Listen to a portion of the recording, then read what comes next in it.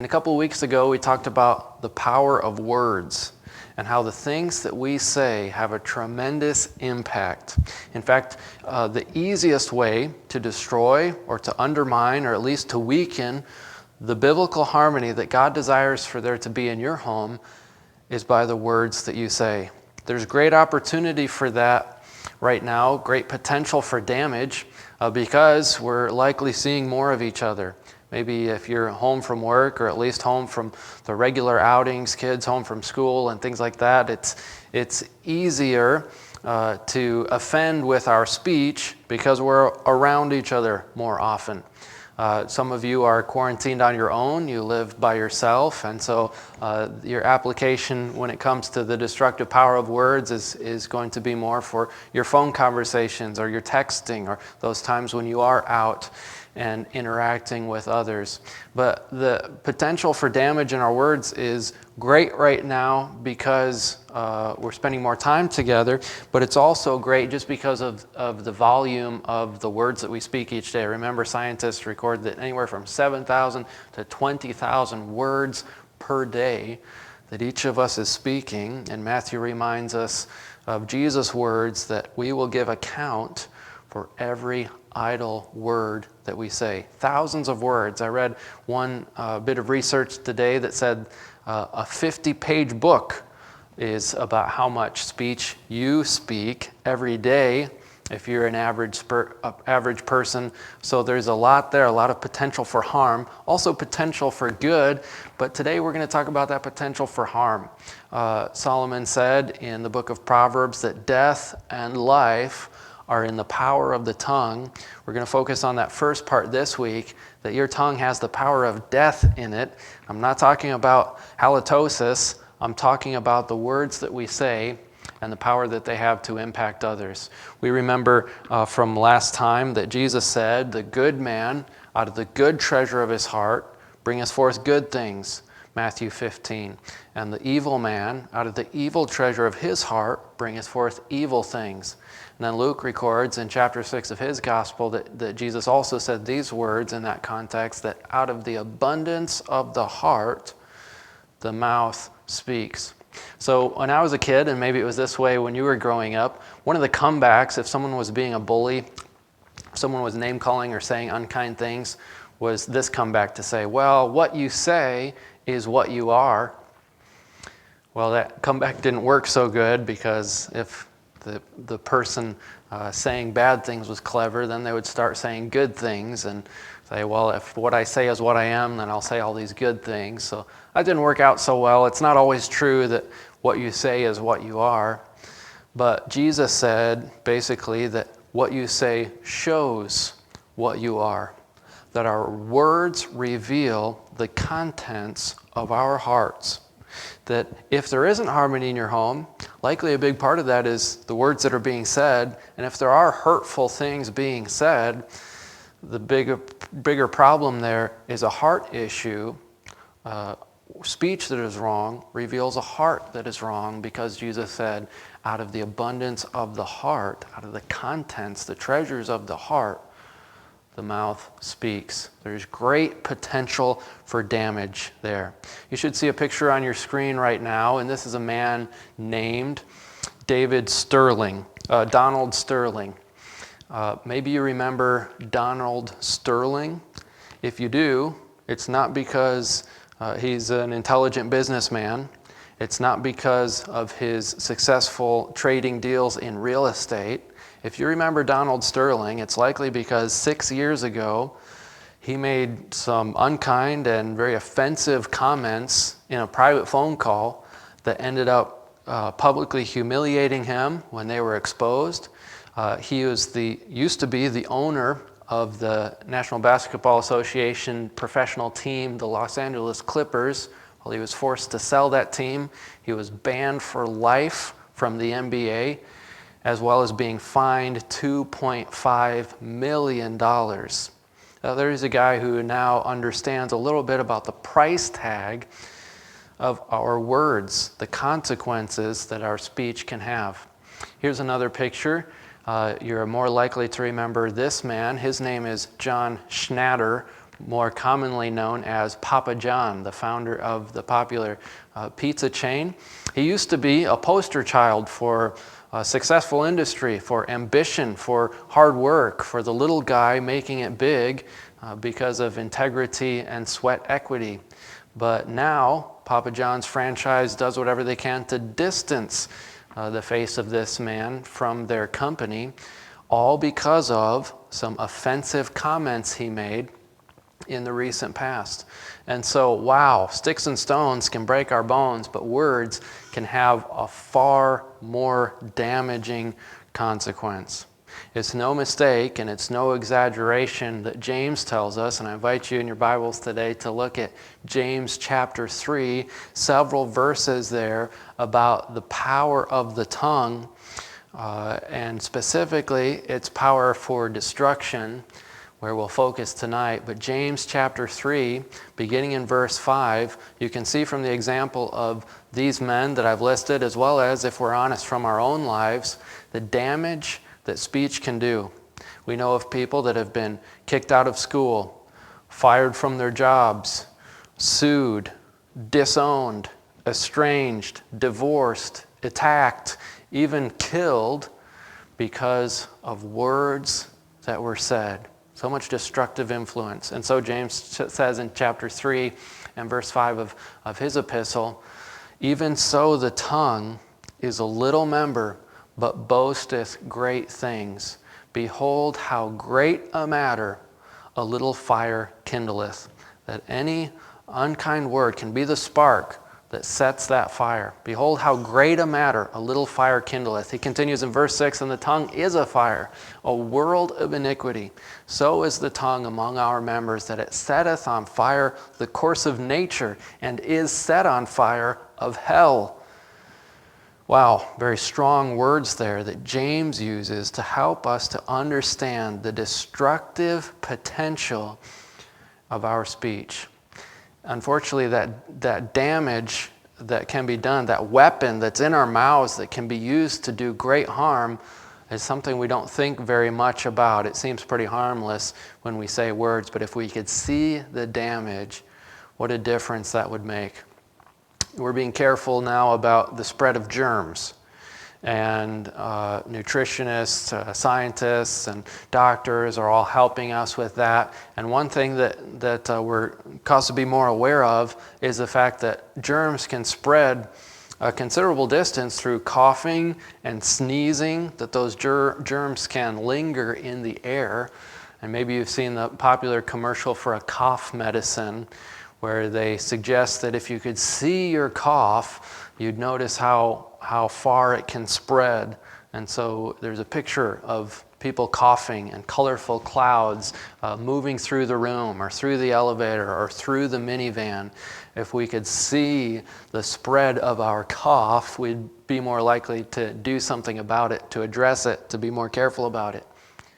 Well, on a far deeper level, if we could see the destructive impact that our words potentially have, we'd be a lot more careful about finding a remedy for that as well. James says it's a fire. We're like fire-breathing dragons, as if there's a flamethrower in our mouths, that every time we open our mouths, there's a potential for that destructive influence to be unleashed. Remember, spouses, that you have a tremendous impact with your words that you say to each other. Remember, parents, the destructive impact you can have on your kids with words that are said carelessly or in anger. And kids, the things you say to each other, to your parents, and to others, tremendous potential for damage. It goes not only for the words that we say, but also the words that we write. So we're in a digital age where a lot of communication is done through texting. In fact, some people text more than they talk, I think, and posting on social media. A lot of times we fail to realize that tweeting something, posting something, really is the same as saying it. Sadly, a lot of people will post something out there online that they would never say in a face-to-face conversation, but For some reason, we're in our privacy and on our devices, sometimes we'll be a little less careless with what we say, even though what you post almost always reaches exponentially more people than anything you would say in private conversation. We ought to be more careful about what we post online than about what we say in face-to-face conversation. Even if you go and delete something, when something's put out on the internet, there's opportunity for people to get screenshots and for them to save that and for those things to resurface. And we've heard those stories too about how things posted in the past have helped to incriminate people, get people arrested, talked about people losing their jobs because of social media posts. And if you're on social media, you can scroll through and see the damaging things, the hurtful things, the complaining, the dishonesty, so many damaging influences that our words can have, whether spoken or typed, texted or tweeted. We ought to be so careful. We have to be careful because our words can have that damage in many areas. There's a lot of ways that you can offend with your speech, and one of those is slander. Slander, saying unkind things to or about someone. Proverbs 10:18 says that he that uttereth slander is a fool. Remember, Jesus said, out of the abundance of the heart the mouth speaketh. And Solomon says that if out of your mouth is coming slander, that reveals that the abundance of your heart is foolishness. It's foolish in God's eyes to say unkind things to others. He doesn't appreciate that. It actually dishonors him. Remember that your brother, your sister, your husband, your wife, your child, your neighbor, your coworker, remember that every human being is made in the image of God. And as divine image bearers, we have great dignity in God's eyes. And so when we slander one another, God takes offense at that. He says, he that utters slander is a fool. So many ways to be hurtful with our speech, through sarcasm, criticisms, nagging, just pointing out each other's faults, comparing each other to others or higher standards. Slander, so damaging. A second area that's kind of a subset of slander is name calling. Name calling. Remember that in Matthew chapter 5, Jesus says, whoever calls someone a name, and in that day the word raka meant airhead, and he said you'd be in danger of the council for that name calling. Or the one who says, thou fool, to call someone a fool, a moron, puts one in danger of hellfire. So in Jesus' reckoning, name calling is a very serious offense, something that we do rather flippantly if we're not careful. And that can be very harmful. Slander, name calling. Another one is complaining. Does complaining come out of your mouth? Are you a pessimist or an optimist? Well, no matter which you are, that pessimism shouldn't be coming out of our mouths. Philippians 2 and verse 14 tells us to do all things without murmurings and disputings, that we shouldn't be complaining, that we should do everything without complaining. Remember, Paul is writing this from a jail cell as he tells his readers, do everything without complaining. Remember what an offense the complaints of the Israelites in the wilderness were to God, who had delivered them from Egypt, who had provided for them water and food and clothing and everything that they needed, and yet they complain. What an offense to God. What an offense it is to God when we, who have received great blessings from Him, find things to complain about. You know, complaining is contagious. Negativity is contagious. Someone might say, hey, did you notice what a gloomy day it is outside? And you can say, well, now I do. I do now that you said that. Hey, is it hot in here? Well, it seems hot in here now that you said that. Hey, that person's hair is out of place. Okay, now I'm noticing and focusing on that now that you said that. Hey, isn't the preacher talking too long? Well, I was paying attention, but now I'm looking at the clock, so thank you for that. Our complaining is contagious, and it's hurtful. If our children complain about the food that is on their plates, I used to give them the speech about starving kids in other parts of the world that didn't really seem to be getting through to them. But I told Esther recently, imagine if you painted or drew or colored some artwork, which she likes to do, and gave it to mom as a gift, and mom said, "Ew, that's gross. I don't like that." And she said she agreed that that would hurt her feelings. And I told her, "Esther, this is mom's artwork that's on your plate. She is an artist in the kitchen, and so to complain about what she prepares and what God has provided is offensive to her. It's offensive to him." And I remind her, hey, when your taste buds grow up a little bit, you'll appreciate this food and realize it really is very good and healthy as well. So complaining is to be avoided. Damaging speech. Gossip is another one. Proverbs 25 and verse 9 reminds us to debate thy cause with thy neighbor himself, and discover not a secret to another. Go talk to the person that you have an issue with in a humble and kind way. Don't harbor those hurts and then go try to get people on your side. Hey, do you know what she said to me? Did you hear what he did? That's gossip, and that works ruin. Another area that our speech can offend is impurity and dirty jokes. Of course, there's no place for any of that in the Christian's life. Ephesians chapter 5, Paul writes in verse 3 and 4, "But fornication and uncleanness or covetousness, let it not be once named among you, as becometh saints, neither filthiness, nor foolish talking, nor jesting, which are not convenient, which are not appropriate." There's no place in a Christian's speech for dirty talk, and certainly no place for that in our homes. You might find greater temptation of that outside the home. But another area that our speech can be damaging. Another area our speech can be damaging is by irreverence or swearing. Hope that's not an issue for you, but certainly we can be irreverent. Exodus chapter 20 and verse 7, God says, "Thou shalt not take the name of the Lord thy God in vain, for the Lord will not hold him guiltless who takes his name in vain." We ought to be very careful about using reverence toward God and the use of his name and his word and anything that is connected with him. Dishonesty is another very damaging part of speech that can come out of our mouths. Proverbs 26:28 says, "A lying tongue hateth them that are afflicted by it." If you thought carefully about that verse, the lying tongue hateth them that are afflicted by it.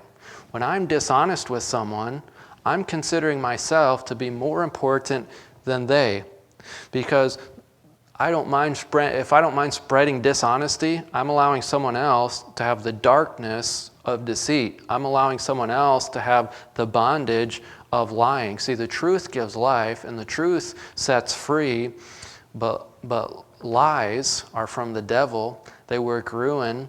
They spread darkness and bondage, and so the lying tongue hates the one who's afflicted by it. And so Paul tells the Ephesians, "Wherefore put away lying, and speak every man truth with his neighbor." Make sure it's true before you say it. And then bragging. Luke 14:11, Jesus said, "For whosoever exalteth himself shall be abased, but he that humbleth himself shall be exalted." There's no room for bragging. And usually when we think of bragging, maybe you think of the bully on the playground who says, "I'm the biggest, and I'm the fastest, and I'm the strongest."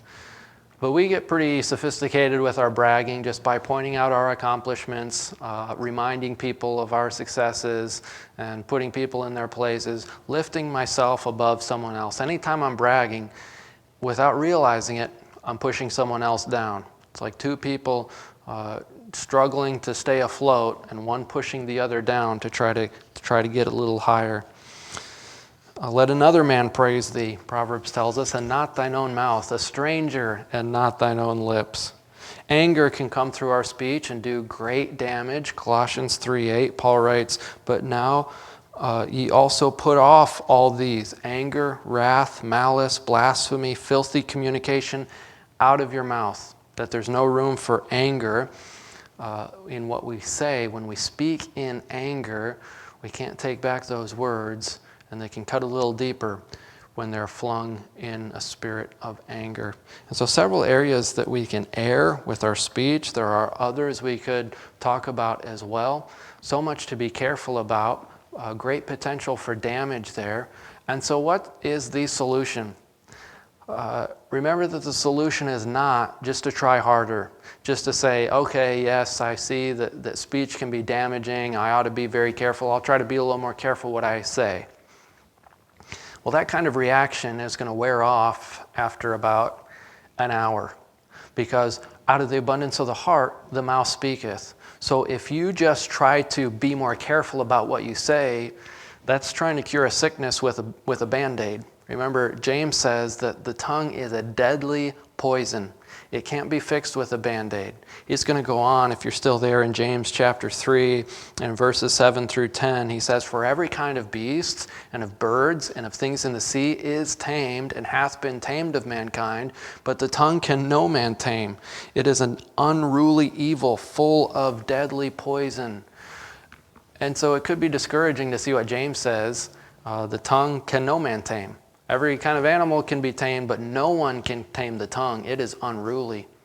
We could throw our hands up and surrender and give up and say, well, if no one can tame the tongue, and he says earlier in the passage, if any man offend not in word, the same as a perfect man, well, we could give up. If no one can tame the tongue, what's the point of trying? And I wonder if that maybe is James's point that he's trying to get across, that you can't tame your tongue just through your own effort. If you just try hard not to say anything hurtful, you're going to fail. The tongue can no man tame. But God can tame the tongue. Remember, he reminded Moses, who made your mouth? When Moses thought he couldn't speak the way that he should or that God wanted him to, he said, who made your mouth? Remember, Paul reminded the Corinthians, your body's not your own. You're the temple of the Holy Spirit. If my body belongs to God, if he made my mouth and I can't tame my tongue, the solution is to turn to him. Because any bad speech is just a revelation of an impure heart.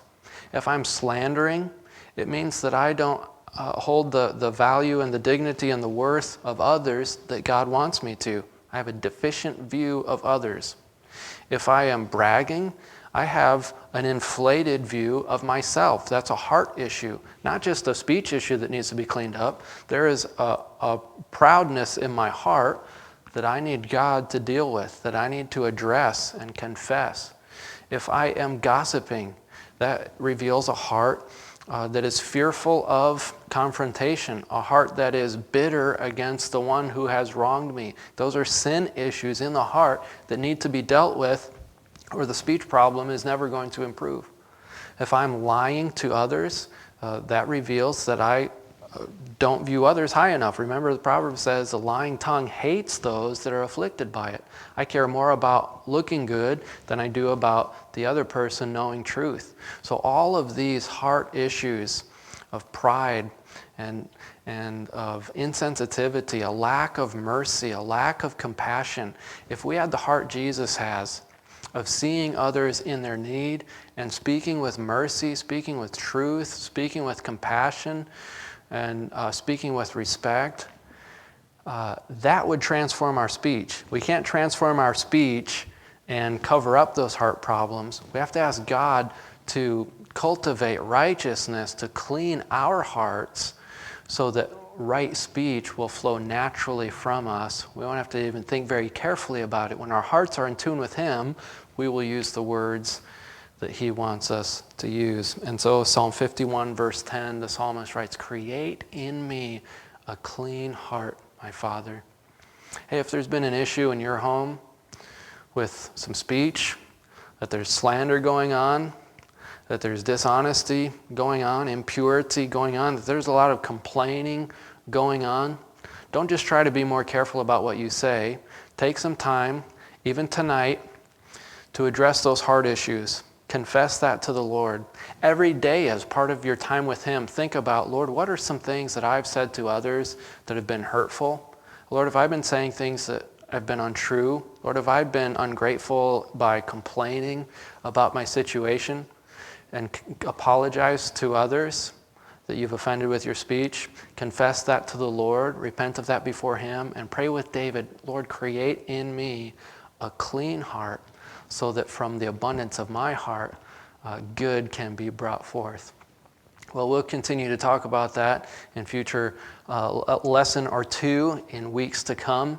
But I encourage you in the meantime to be daily praying, confessing those speech issues, and asking God to shape your heart so that from it will pour out an abundance of life. Death and life are in the power of the tongue. Remember, Paul wrote to the Ephesians and said, "Let no corrupt communication proceed out of your mouth, but that which is good, to the use of edifying, that it may minister grace unto the hearers." May those instructions characterize our speech. May God set a guard over our lips so that we could honor Him with the words that we say.